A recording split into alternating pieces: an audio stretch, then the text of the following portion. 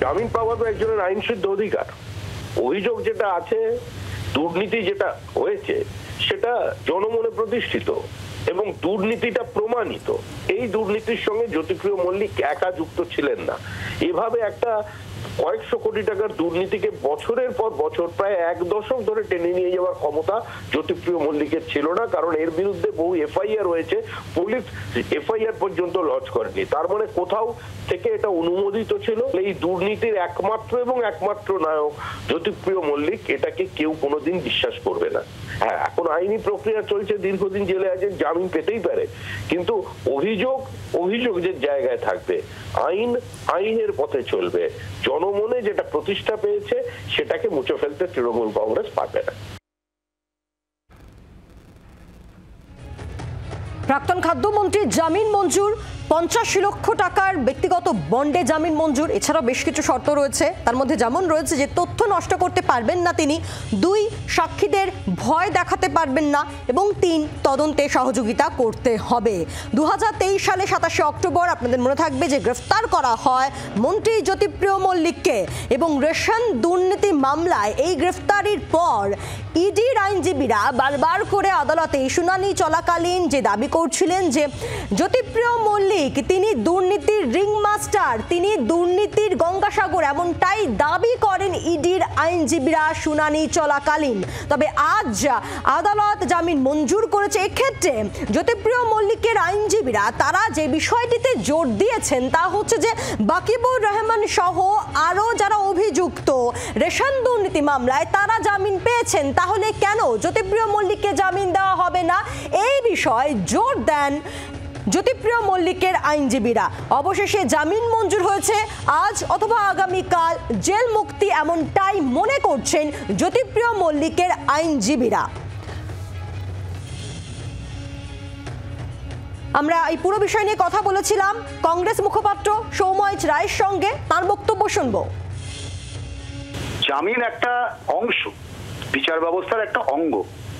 জামিন তখনই হয় যখন তার বিরুদ্ধে অভিযোগ প্রমাণ করতে পারে না বা ঠিক সময় চার্জশিট দিতে পারে না। মাথার উপরে থাকলে দিদির হাত কখনোই খেতে হবে না জেলের ভাত, যতই দুর্নীতি করুক। তো দাদা দিদির আশীর্বাদ পুষ্ট এরা তৃণমূলের দুর্নীতিটা এখন অঙ্গাঙ্গিক ভাবে জড়িয়ে গেছে সারা বাংলা জুড়ে।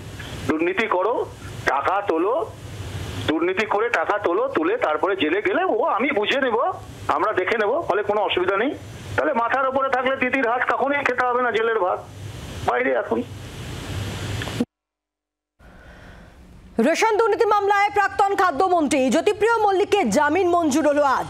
50 লক্ষ টাকার বন্ডে জামিন, একই সঙ্গে বেশ কিছু শর্ত দেওয়া হয়েছে, তদন্তে সহযোগিতা করতে হবে তাকে, এবং একই সঙ্গে তথ্য প্রমাণ লোপাট করতে পারবেন না শর্ত বেঁধে দিয়েছে আদালত, এবং সাক্ষীদের ভয় দেখাতে পারবেন না তিনি।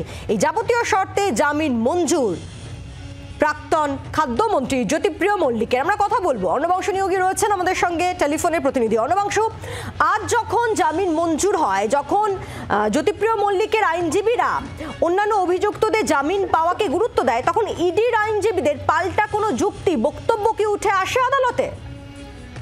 দেখো, তারা তো সবসময় এটা সওয়ালটা করেন, তারা এবারে করেছেন যে যেহেতু মন্ত্রী ছিলেন, তার ক্ষমতা বল প্রচুর, তিনি প্রভাবশালী, তিনি সহজেই তদন্ত প্রভাবিত করতে পারেন এবং বিশেষ করে সাক্ষীদের প্রভাবিত করতে পারেন, সেই আশঙ্কা তারা বারবার আদালতে যারা জানিয়েছেন, এবং ইনভেস্টিগেশনে তার কি যোগ সেটা তারা বলেছেন। কিন্তু আদালতের কাছে পাল্টা চ্যালেঞ্জ ছুড়ে দেওয়া হচ্ছে মন্ত্রী বা প্রাক্তন মন্ত্রীর আইনজীবীরা যে ইডির ফার্স্ট চার্জশিটের পর এমন কি ডেভেলপমেন্ট হয়েছে যেখানে তাকে আটকে রাখা যদি যথোপযুক্ত সেই উত্তর ইডি দিতে পারিনি।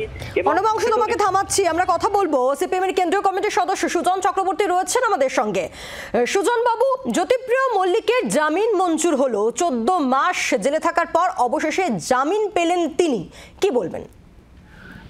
অবাধিত কথা, সবই তখন পাবে, একে একে তো পাচ্ছে। অর্পিতা পেয়েছে, পার্থ পাবু হয়েছে, মানিক ভট্টাচার্য পেয়েছে, এই সব যা অনুব্রত পেয়েছে। মুখ্যমন্ত্রীর সবচাইতে গুরুত্বপূর্ণ সম্পদ যারা, তাদের জামিনের জন্য ব্যবস্থাপনা সেটা তো হচ্ছে, আমরা জানি, সবাই তো বুঝতে পারছেন। অভয়াকাণ্ডে আপনি বরঞ্চ অপরাধী পাবেন না খুঁজে, এমনকি সিবিআইও খুঁজে পাবে না। এমন ভাবে কাণ্ডটা চলছে যে অভয়াকাণ্ড ছাড়, জ্যোতিপ্রিয় মল্লিকও ছাড়। অভয়াকাণ্ডে অপরাধীকে ধরা হবে না, জ্যোতিপ্রিয় জামিন পাবে। তবে চোট চিটিংবাজের দল লক্ষ লক্ষ কোটি কোটি টাকার কারবার এদের, অতএব 50 লক্ষ টাকার নাকি জামিন শুনছি। ধন্যবাদ। আমরা কথা বললাম সুজন চক্রবর্তীর সঙ্গে। ধন্যবাদ। বাংলার আওয়াজ, বাঙালির আবেগ, জি 24 ঘন্টা।